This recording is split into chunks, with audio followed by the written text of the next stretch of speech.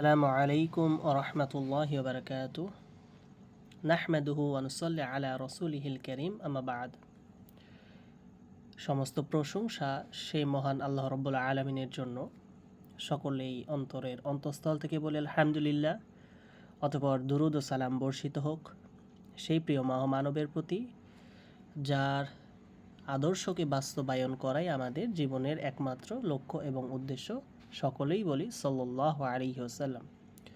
সুপ্রিয় শিক্ষার্থী বন্ধুরা, আমরা আজকে দারুল ইলম একাডেমির পক্ষ থেকে আমাদের সহজ তারকিব শিক্ষা এই যে কোর্স, এই কোর্সের দ্বিতীয় ক্লাসে উপস্থিত হয়েছি। শিক্ষার্থী বন্ধুরা, এর আগে গতকালকে আমাদের প্রথম ক্লাস অনুষ্ঠিত হয়েছে সহজ তারকিব শিক্ষা। সেখানে আমরা অত্যন্ত সহজে কিভাবে খুবই সহজে তারকিব শিক্ষা করতে পারি, তারকিব ভীতি দূর করতে পারি, তারকিব শিক্ষা গ্রহণ করতে পারি, সহজে তারকিব শিখতে পারি, এই বিষয়ে 4টা কায়দা পড়িয়েছি। আজকেও অল্প সময়ের মধ্যে 4-5 মিনিটের মধ্যে ইনশাল্লাহ আরও কিছু কায়দা আপনাদেরকে শেখানোর চেষ্টা করব। আমা তাওফিকি ইল্লা বিল্লাহ। তারকিবকে ভয় না পেয়ে তারকিবকে সহজে শিখে, কায়দার ভিত্তিতে শিখে জটিল ও কঠিন বাক্য তারকিব করতে পারা যায়, এই প্রয়াসের জন্যই আমরা দারুল ইলম একাডেমির পক্ষ থেকে এই সহজ তারকিব শিক্ষা শুরু করেছি। এবং আমরা আশাবাদী আমাদের শিক্ষার্থীরা যারা আছে, আমাদের এই ক্লাসগুলো ধারাবাহিকভাবে করলে তার কাছে তারকিব শিক্ষা একেবারে সহজ হয়ে যাবে ইনশাআল্লাহ। তো আর কথা না বাড়াই, সরাসরি আমাদের আজকের ক্লাসে চলে যাই। আজকের ক্লাসে এখানে দেখেন 2 এর অধিক ইসিম যদি একসাথে হয় তাহলে সেখানে 4 ধরনের তারকিব হবে। প্রথম কায়দাতে যদি আমরা চলে আসি তাহলে এখানে দেখতে পাচ্ছি লেখা আছে প্রথম কায়দা, মারেফা এর পরে যদি একাধিক মারেফা হয় তাহলে প্রথম মারেফাটি মাউসুফ এবং বাকি মারেফাগুলো ধারাবাহিকভাবে সিফাত হবে।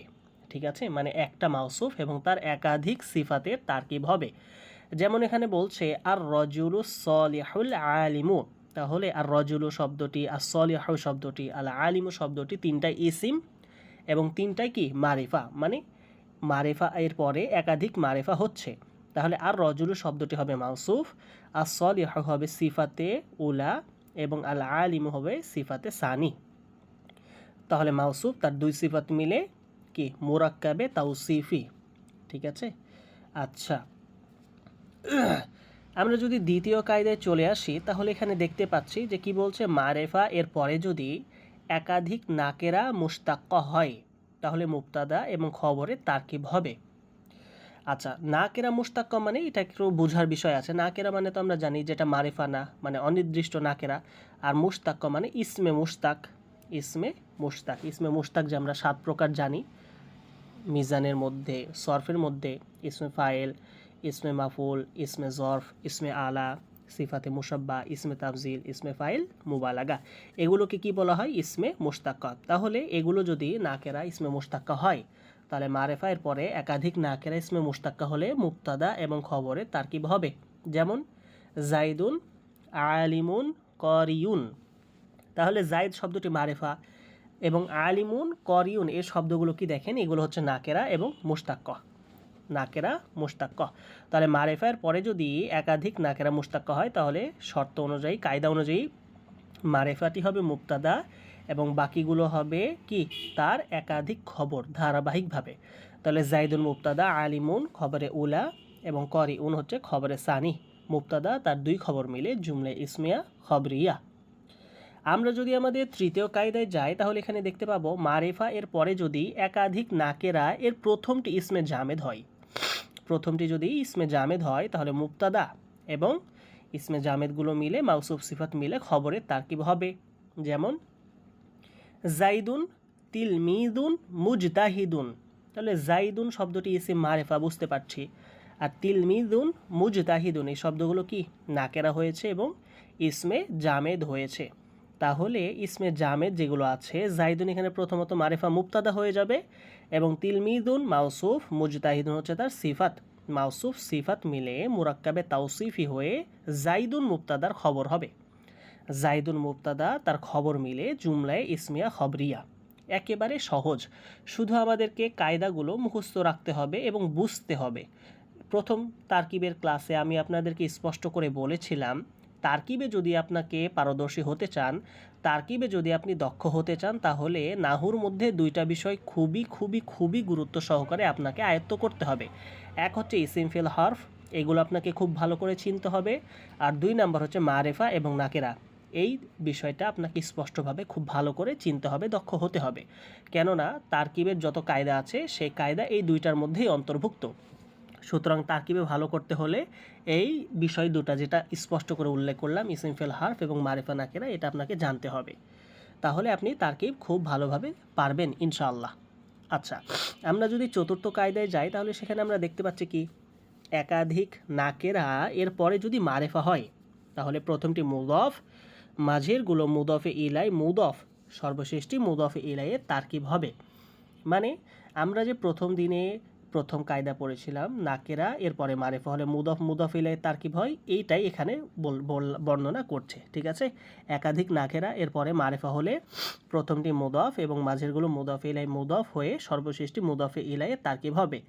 যেমন সূরা ফাতিহার মধ্যে আমরা পড়ে থাকি মালিকু ইয়াউমিদ্দিন, তাহলে এখানে মালিকু শব্দটি নাকেরা, ইয়াউমিদ্দিন, ইয়াউমি শব্দটাও কি নাকেরা, আর দিন হচ্ছে মারেফা। তাহলে শেষ থেকে মিলান, ইয়াউমিদ্দিন নাকেরার পর মারেফা হলে মুদফ, মুদফ ইলাই তারকিব হবে। শেষ থেকে আমরা মিলিয়ে আসি, ইয়াউমি মুদফ আর দিন হচ্ছে মুদফে ইলাই, মুদফ মুদফে ইলাই মিলে মুরাক্কাবে ইদফি হয়ে মালিকু মুদফের মুদফে ইলাই, মালিকু মুদফ এবং ইয়াউমিদ্দিন মুদফে ইলাই মিলে মুরাক্কাবে ইদফি, মুরাক্কাবে ইদফি। তাহলে সুপ্রিয় শিক্ষার্থী বন্ধুরা, আমরা আমাদের সহজ তারকিব শিক্ষা আজকে দ্বিতীয় ক্লাসে দ্বিতীয় দিনে আমরা আরও 4টি কায়দা সহজে শিখে ফেললাম। এই কায়দাগুলোকে আমাদেরকে মুখস্থ রাখতে হবে এবং এই কায়দা অনুসারে আমাদের যখন যেই তারকিব আসবে, যখন যেই এবারত আসবে, যখন যেই অনুচ্ছেদ আসবে, পড়া আসবে, সেগুলোকে মিলানোর চেষ্টা করতে হবে।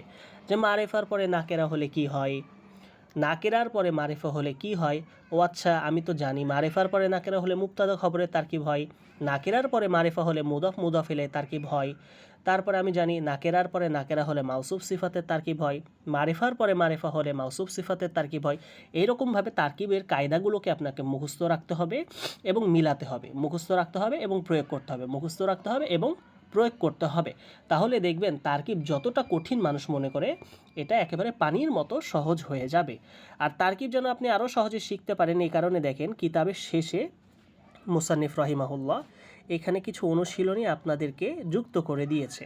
দেখেন এখানে অনুশীলনীতে দেওয়া আছে যেগুলো, এই অনুশীলনীগুলো আপনারা প্র্যাকটিস করবেন। প্রথম ক্লাসে আমরা কিছু কায়দা শিখেছি, 4টা মতো কায়দা, এবং তার অনুশীলনী দিয়েছি। তো সেই 4টা কায়দা মুখস্থ করার পাশাপাশি অনুশীলনীগুলো করবেন। এবং আজকের দ্বিতীয় ক্লাসে আরও 4টা কায়দা শিখলাম অল্প সময়ের মধ্যে, 4-5 মিনিটের মধ্যে, এবং সাথে কিছু অনুশীলনী আছে, এই অনুশীলনীগুলো আপনারা করবেন। তাহলে আশা করি ইনশাল্লাহ এরকমভাবে প্রত্যেক দিন অল্প অল্পভাবে অল্প সময়ের মধ্যে 4-5 মিনিটের মধ্যে আমরা অল্প অল্প শেখার মাধ্যমে সহজে তারকিব শিক্ষা কোর্সের মাধ্যমে আমাদের তারকিবের দুর্বলতা, তারকিব ভীতিটাকে দূর করতে পারবো ইনশাল্লাহ, এবং আমরা তারকিবের জটিল ও কঠিন বাক্যে তারকিব করতে পারবো। তো সুপ্রিয় শিক্ষার্থী বন্ধুরা, আপনাদের কারো কোনো প্রশ্ন থাকলে অবশ্যই কমেন্ট বক্সে আপনারা প্রশ্নগুলো করবেন। আর কোন বিষয়, এর পরে কোন বিষয় আপনাদের কাছে কঠিন মনে হয়, জটিল মনে হয়, সেই বিষয়ে সহজে শিখতে চান, অবশ্যই কমেন্টে জানাবেন যে এই বিষয়ে জানতে চাই, সেই বিষয়ে ভিডিও সহজে নিয়ে আসবো, সেই বিষয়ে আপনাদেরকে সহজে শেখানোর চেষ্টা করবো ইনশাল্লাহ। সে পর্যন্ত আল্লাহ তাআলা আপনাদের সকলকে ভালো রাখুক, সুস্থ রাখুক। আজকের ক্লাস এখানে শেষ করছি। আসসালামু আলাইকুম ওয়া রাহমাতুল্লাহ।